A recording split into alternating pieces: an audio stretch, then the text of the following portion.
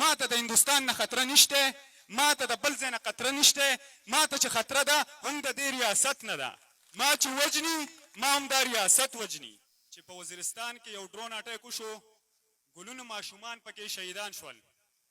هغه ماشومان د پاکستان ریاست کم د دې او د دې ولس چې کومه ذمهواري اخیستې ده، کومه سیکورټي کوي او کوم ټیکسونه چالي، د هغې باوجود له پاسه په هغو اټیک وشو او هغه شهیدان کړلی شو. بیا پسې په سبا له دغه خبره پټولو دپاره په بلوچستان کې د ماشومانو په بس باندې اټیک وشو، ماشومان یې شهیدان کړل.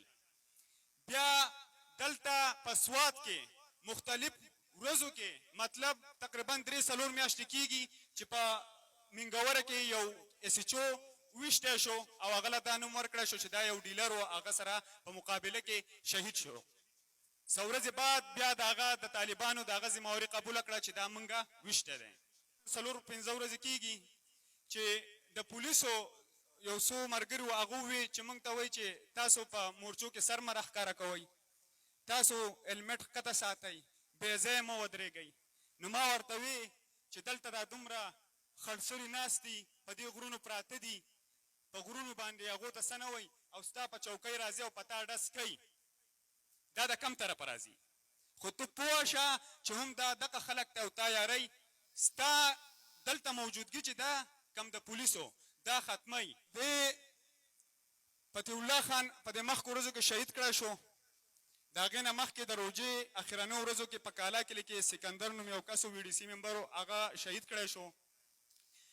دا ټارګټ کلینګ روان دي په طریقه کې او غلی نه دی معلوم.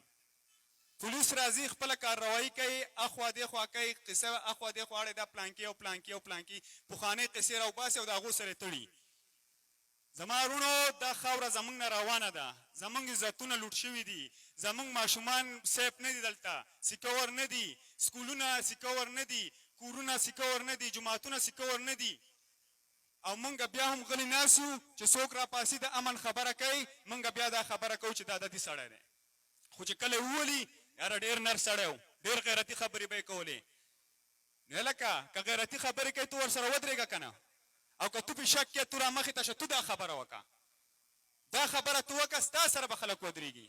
که څوک در سره نه ودرېږي مونږ به در سره ودرېږو، مونږ په شا کېږو نه. مونږ ته پته د مرګ یو ورځ دی، هغه به راځي.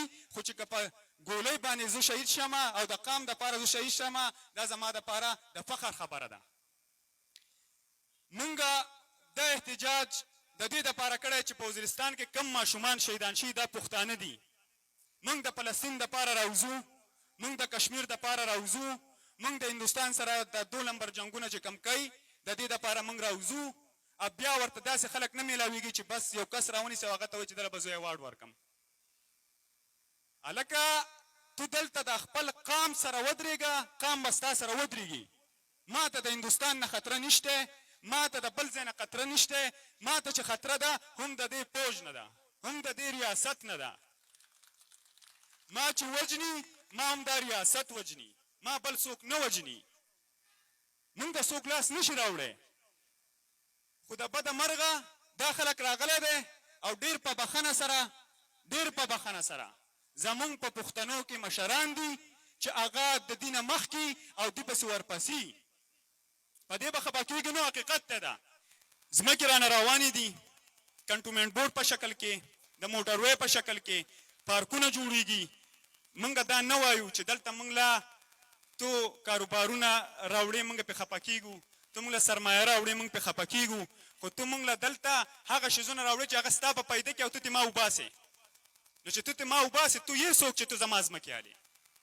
ته د پنجاب نه راځې زما خاوره قبضه کې، ته د پنجاب نه راځې زما په سیند باندې پارک جوړی، ته به د دې ځای نه زما د جیب نه پیسې وباسې او هلته به یې وړې. که نه یې ښېږو او دې خبرو ته موږ نه ودرېږو نو نه یو عزتونه سیف دي، نه یو مال، نه جایداد او نه دا پټي چې کوم باندې موږ د تربور او د دې سره په پولو باندې مړګونه کوو که نه، دا به هم بیا نه. زما تاسو ته خواست دی چې اوټ یو نه دی غوښتی، د امن خبره یې وکړې ده، د یووالي خبره یې وکړې ده. زموږ سره یو شئ. دلته چې هم څومره جرګې کېږي، څومره احتجاجونه کېږي، که د هغه د هرې پارټۍ نه د هر تحریک نه پکار ده چې موږ ټوله په شریکه ځو او دا کامیابو او دښمن